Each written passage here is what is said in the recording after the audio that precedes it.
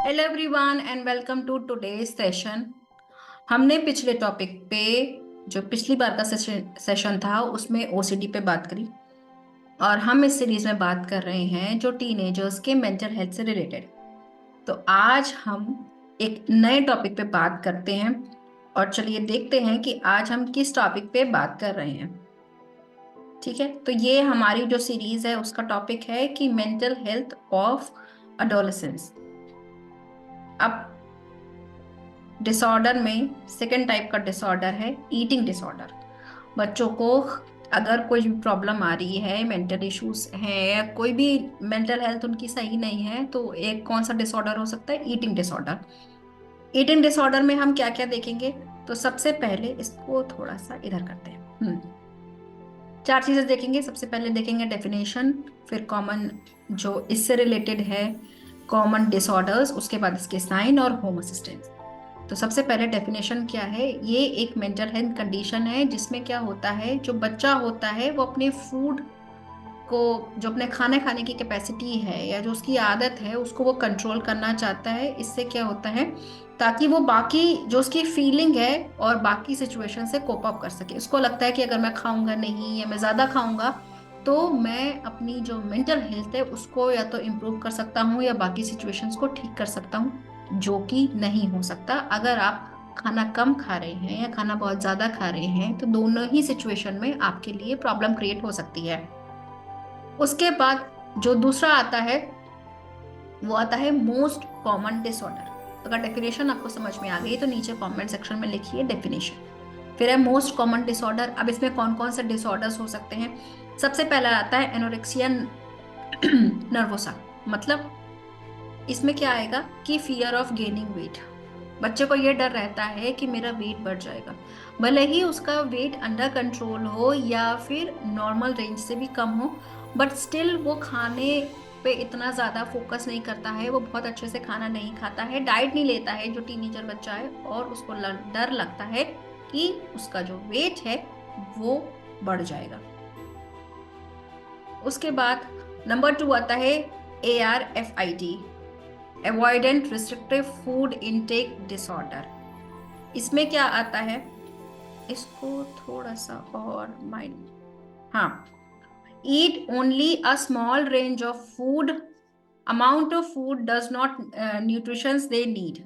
ठीक है, इसमें मतलब कि वो ऐसा फूड लेते हैं जिससे उसमें उनके जो न्यूट्रिशंस हैं वो उनको नहीं मिल पाते पूरे, क्योंकि वो एक स्मॉल रेंज का अमाउंट जो है वो ले रहे हैं, कम अमाउंट ले रहे हैं खाना खाने का।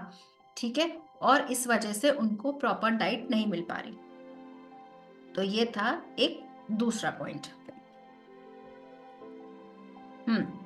उसके बाद आ जाता है बिंज ईटिंग डिसऑर्डर। मतलब उसमें वो क्या करते हैं कि वो बहुत ज्यादा खाना खाते हैं, बहुत ज्यादा फूड ले रहे हैं। अगर स्ट्रेस हो रहा है तो बहुत ज्यादा खाना खा रहे हैं। वो फूड से इस वजह से खा रहे हैं क्योंकि उससे उनकी प्रॉब्लम्स रिजॉल्व हो सकती है, या एट द सेम टाइम उनको कोई और थॉट आ सकता है। वो अपना थॉट्स प्रोसेस चेंज कर सकते हैं, वो खाने पे फोकस कर लेते हैं। इसलिए उनको लगता है कि मैं जितनी देर खाता रहूंगा या ये मुझे खाना है वो मुझे खाना है और इससे मेरी जो सिचुएशन है वो ठीक हो जाएगी। वो फूड को अवॉइड नहीं कर पाते, वो ज्यादा कंज्यूम करने लगते हैं, तो उसको कहते हैं बिंज ईटिंग डिसऑर्डर। ये है नंबर 2 टाइप। नंबर 3 टाइप का उसके बाद आता है बुलिमिया। बुलिमिया में क्या आता है, बहुत ज्यादा अमाउंट का आप फूड खाते हैं। ठीक है, आपने बहुत सारा खाना खा लिया, अब उसके बाद क्या हुआ, आपके पेट में दर्द हो रहा है या आपको अनइजीनेस लग रही है, तो आप क्या करेंगे, फिर आप वॉमिट करने कर देंगे। या फिर अब आपने सोचा अरे मैंने इतना सारा खाना खा लिया है मेरा वेट बढ़ जाएगा, आप क्या करेंगे, फास्टिंग करेंगे या बहुत सारी एक्सरसाइज करेंगे। तो इससे क्या है कि आपकी जो बॉडी है वो, एक पहली बार तो आप उसको परेशान करें, अपनी खुद की बॉडी को स्ट्रेस दे रहे हैं कि आपने बहुत ज्यादा अपनी कैपेसिटी से ज्यादा आपने खाना खा लिया।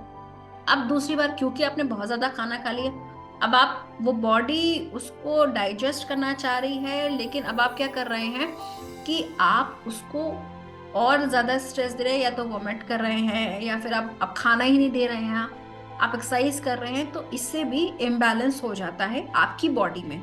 तो ये थे 4 कॉमन डिसऑर्डर जो जब बच्चे को ईटिंग से रिलेटेड इश्यूज होते हैं, मेंटल स्ट्रेस होता है।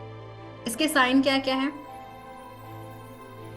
पहला साइन है कि आता है फूड एंड ईटिंग हैबिट।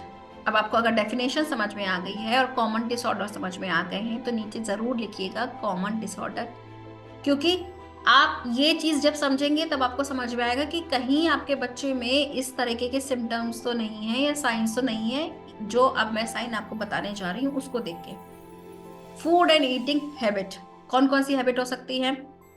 सबसे पहला है कि बच्चा दूसरों के लिए तो खाना बना रहा है बट खुद नहीं खा रहा है, क्योंकि उसके दिमाग में कहीं ना कहीं कुछ स्ट्रेस चल रहा है, कुछ प्रॉब्लम है, कुछ इश्यूज है, कुछ वो सोच रहा है, उसका जो खाने के साथ रिलेशनशिप है वो अच्छा नहीं है।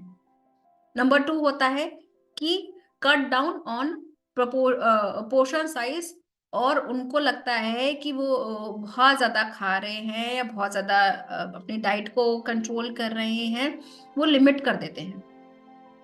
डाइटिंग को लिमिट कर देंगे, खाने को लिमिट कर देंगे। वो क्या है, एक बड़ा जो अमाउंट वो लेते थे उसका वो बहुत सारा अमाउंट कट डाउन करते थे और बहुत थोड़ा सा खाना खाते हैं। अगर आपको लग रहा है कि आपका बच्चे ने एकदम से अच्छा खासा खाना खाता था बट अब वो बहुत कम खाना खा रहा है, तो ये एक सिग्नल हो सकता है, एक साइन हो सकता है कि उसको कोई इशू है। जरूरी नहीं है पर हो सकता है। नंबर 3 आता है कट डाउन जंक फूड। वो जंक फूड खा रहा है अगर, या फिर वो डेयरी प्रोडक्ट या मीट प्रोडक्ट कट डाउन कर रहा है अगर वो बच्चा बहुत ज्यादा उससे ऑब्सेस था और एकदम से आपको लगा कि अरे अभी इसने चेंज कर दिया। सो हो सकता है पहली बात तो वो चाह रहा है कि अब मैं इस चीजें कंज्यूम नहीं करूं, मैं हेल्दी डाइट फॉलो करूं। एक तो ये हो सकता है। अगर ये सिचुएशन है तो बच्चा फिर हेल्दी खाने पे फोकस करेगा।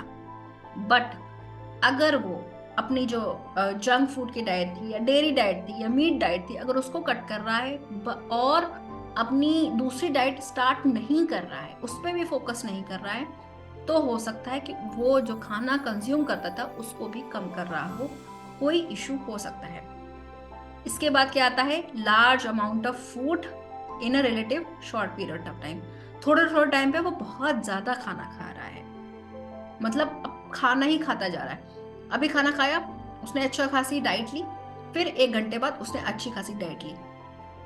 जब आपको अपना वेट बढ़ाना होता है या मेंटेन करना होता है तो हम क्या करते हैं, थोड़े थोड़े टाइम ड्यूरेशन पे, हर 2-2 घंटे पे थोड़ी थोड़ी डाइट लेते हैं। बट बच्चा क्या कर रहा है, ड्यूरेशन तो वही है 2-2 घंटे पे, पर वो डाइट बहुत ज्यादा ले रहा है। तो कुछ प्रॉब्लम है, कुछ ऐसी चीज है जो वो शेयर नहीं कर रहा। और जो लास्ट है, कंप्लेन कर रहा है कि खाने का कलर अच्छा नहीं है, स्मेल अच्छी नहीं है, टेक्सचर अच्छा नहीं है, टेस्ट अच्छा नहीं है। देखिए ये तो हर कोई करता है, कभी ना कभी बच्चे को नहीं समझ में आ रहा है, नहीं मन कर रहा, उसको नहीं टेस्ट अच्छा लग रहा, तो कह दिया कि हाँ ठीक है। लेकिन अगर उसकी पसंद का खाना है, स्टिल वो मना कर रहा है, स्टिल उसको लग रहा है कि इसका टेस्ट अच्छा नहीं है, ये अच्छा नहीं है, वो अच्छा नहीं है, और ये चीज रिपीटेटिवली हो रही है, तो भी उसको फूड और ईटिंग हैबिट से रिलेटेड कुछ इशू है, उसका कोई डिसऑर्डर है, कुछ उसको प्रॉब्लम चल रही है। तो ये तो था फूड एंड ईटिंग हैबिट। अब आता है मूड। बच्चे का मूड कैसा है?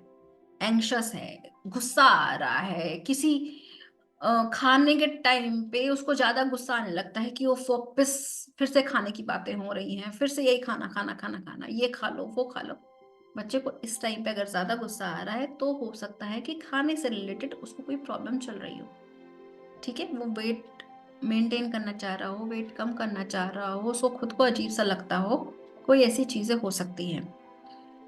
या फिर उसको लगता है आउट ऑफ कंट्रोल, कि खाना जैसे ही उसने देखा वो एकदम से आउट ऑफ कंट्रोल हो जाता है, कि या तो बहुत ज्यादा खाना खाने लगा, वो अपने कंट्रोल में ही नहीं रहता, अपने काबू में ही रहता, और क्या करता है एकदम से बस खाना देखा और स्टार्ट स्टार्ट भी ऐसे नहीं कि नॉर्मल डाइट ले रहा है, वो बहुत ज्यादा खाना कंज्यूम कर रहा है, तो भी वो एकदम से उसका मूड कुछ और था, और एकदम से जैसे ही उसने खाना देखा उसका मूड तुरंत चेंज होके वो खाने पे ऐसे झपटा कि जैसे उसने फर्स्ट टाइम खाया। सो ये जो प्रॉब्लम है ये भी एक साइन है। अब क्या है दूसरा, उसको शेम गिल्ट हो रहा है, शेम फील हो रहा है, गिल्ट हो रहा है। और किससे? फूड से कंपैरिजन करेंगे। अगर फूड के रिलेशन में, फूड के पर्सपेक्टिव में उसको गिल्ट हो रहा है कि अरे मैंने इतना खाना खा लिया, कि देखो मैं खाना खा रहा हूँ, वगैरह वगैरह। देखो मैंने इतना खाना खा लिया, मैं ऐसा दिखता हूँ, या मैं ऐसे दिखने लगी हूँ, मैं पहले ऐसी थी। बहुत सारी चीजें कि अरे मैंने आज ये खा लिया, अरे आज तो मैंने इतना सारा खाना खा लिया, या फिर मुझे तो नहीं खाना था, मैं डाइट पे चल रही थी, लेकिन मैंने देखो चॉकलेट खा ली। सो इस तरीका का आपको गिल्ट हो रहा है। अगर ये गिल्ट है, देखिए, एक गिल्ट होता है कि आप डाइट फॉलो कर रहे थे, आपने उसको बिंज ईटिंग की और आपने कुछ खा लिया। आप उसको कंट्रोल कर सकते हैं ज्यादा एक्सरसाइज करके। बट आपका ये चीज बार बार हो रही है तो वो भी एक साइन है मूड चेंज होने का। अब क्या है? जो थर्ड आता है वो है बिहेवियर। बिहेवियर कैसे? कि वो सोशल एक्टिविटीज को खत्म कर रहा है अपनी, कि उसकी जो भी सोशल एक्टिविटीज थी उसको अवॉइड कर रहा है जो खाने से रिलेटेड थी। मतलब कहीं पे डिनर है, किसी के यहाँ पार्टी है, तो वो चीजों को, उन सोशल एक्टिविटीज को जहाँ पे खाने से रिलेटेड अगर कुछ होता है, उसको वो अवॉइड कर रहा है। बट दूसरी चीज आती है कि बच्चा खाने की बात तो कर रहा है बट खा नहीं रहा है। वो बार बार उससे रिलेटेड बातें कर रहा है कि हाँ खाने में ये होता है, खाने में वो होता है, बट वो क्या कर रहा है? खाना खा नहीं रहा है। तो ये हो गया दूसरा पॉइंट। तीसरा क्या है? Has ritual for preparing and और ईटिंग फूड। बच्चा जो है वो एक रिचुअल फॉलो करता है कि मुझे ये चाहिए, ये चाहिए, ये चाहिए, ऐसे खाना बनाते टाइम या खाते टाइम। मतलब खाने से पहले अ, अगर उसको, जैसे कि कहते हैं कि खाने से पहले पानी पी लेना चाहिए, खाने के बाद नहीं। ठीक है, वो तो हो गई हेल्दी रिचुअल। बट बच्चा अगर कुछ और कर रहा है, कि वो आप देख रहे हैं कि अब वो बहुत उसका प्रोटीन डाइट है या कार्ब्स डाइट है, वो कार्ब्स कट कर रहा है, या बहुत सारी चीजें अलग अलग उसका चेंज हो रहा है, डाइट चेंज हो रहा है। तो वो हो सकता है कि उसके बिहेवियर में अगर वो चेंज आ रहा है, कि बहुत ज्यादा कॉन्शियस हो गया है अपने वेट को लेके या अपने ईटिंग हैबिट्स को लेके। Conscious in the sense of, अच्छे सेंस में और बुरे सेंस में, दोनों में हो सकता है। तीसरी चीज है कि वो खाना खाने के तुरंत बाद वॉशरूम जाता है, या फिर बाथरूम जा रहा है, टॉयलेट जा रहा है खाना खाने के तुरंत बाद। तो ये एक बिहेवियर हो सकता है ईटिंग डिसऑर्डर का। उसके बाद आता है want to try different diets. बच्चा बहुत सारी डाइट फॉलो करना चाह रहा है, ये भी करना चाह रहा है, वो भी डाइट फॉलो करना चाह रहा है, इंटरमीडिएट फास्टिंग कर रहा है, कीटो डाइट कर रहा है, बहुत अलग अलग तरीके की डाइट्स फॉलो कर रहा है। क्यों? क्योंकि उसको खुद को हेल्दी दिखाना है, अच्छा दिखाना है, स्लिम दिखाना है, स्ट्रांग दिखाना है, बट खाना नहीं खाना है अच्छे से। अगर आप अच्छे से खाना नहीं खाएंगे तो ये सारी चीजें आपकी बॉडी में अगर नहीं जाएंगी, प्रॉपर डाइट, तो आपकी बॉडी को नुकसान होना शुरू हो जाएगा। और वो पहले नहीं दिखता है, लेकिन जैसे जैसे वो दिखता है फिर वो लॉन्ग टर्म हो जाता है। उसके बाद आता है वॉमिट और यूजिंग लेक्सेटिव्स और ड्यूरिटिस। मतलब वॉमिट्स कर देता है खाना खाने के बाद। उसको लग रहा है, जैसे मैंने पहले ही बताया था, कि वो बहुत ज्यादा खाना खाया, अब वो क्या करने लगा? अब वो वॉमिट करने लगा कि नहीं मैंने इतना खाना खाया, इतना नहीं खाना चाहिए था, अब वो वॉमिट कर रहा है। तो वो इस तरह से भी प्रोसेसेस को यूज कर सकता है अपनी डाइट को या अपनी बॉडी को शेप में लाने के लिए। एक्सरसाइज कर सकता है बहुत ज्यादा, बहुत ज्यादा रनिंग कर रहा है, जॉगिंग कर रहा है, वॉक कर रहा है। तो इस टाइम पे भी ये जो सारी चीजें हैं, एकदम से जो सडन चेंज आ रहा है उसके बिहेवियर में, वो कहीं ना कहीं साइन हो सकता है। और क्या है? कि वो मसल्स बिल्ड करना चाह रहा है। अब मसल बिल्ड करना है मतलब एक्सरसाइज करनी है, फिट रहना है, वो अलग चीज है। बट अगर आपका पूरा फोकस मसल बिल्ड करने में है कि मैं ऐसा दिखूंगा, ये करूंगा, वो करूंगा, तो उससे क्या होगा? आपका जो ईटिंग डिसऑर्डर, ईटिंग का जो आप रिचुअल फॉलो करते हैं, या जो आपके खान पीन का तरीका है, वो डिस्टर्ब हो जाएगा। आपकी बॉडी में थोड़ा सा डिस्टरबेंस आ सकता है, ईटिंग डिसऑर्डर हो सकता है। तो ये जो भी बिहेवियर थे, ये आपने देखे 8 बिहेवियर थे कि बच्चे में अगर कुछ भी ईटिंग डिसऑर्डर से रिलेटेड कोई भी इश्यू होता है तो उसका बिहेवियर कैसे हो सकता है। देखिए, ये जरूरी नहीं है कि अगर आपके बच्चे में इस तरह के साइन हैं तो वो हो ही, बट एक सिम्टम है कि ऐसा हो सकता है। और जो लास्ट आता है साइन, वो है फिजिकल हेल्थ। मतलब अगर लड़की है तो उसके पीरियड्स जो है वो इरेगुलर हो जाएंगे, उसको बहुत ज्यादा थकान हो जाएगी, अनईजीनेस हो रही है, वेट लॉस हो रहा है एकदम से या वेट गेन हो रहा है, क्योंकि बच्चा एकदम से खाना कम कर दिया या एकदम से खाना ज्यादा कर दिया, तो वेट लॉस या वेट गेन। उसके बाद उसको लग रहा है कि हमेशा उसको ठंड लग रही है, क्योंकि वीकनेस है अंदर से, तो उसको हमेशा ठंड लग रही है, भले ही जो टेम्परेचर है वो गर्म हो, लेकिन उसको अंदर से ठंड लगने लगती है। फेंट हो जा रही है, डिजीनेस हो जा रही है, चक्कर आ जा रहे हैं, स्किन बहुत ड्राई है, कॉन्स्टिपेशन की प्रॉब्लम हो रही है।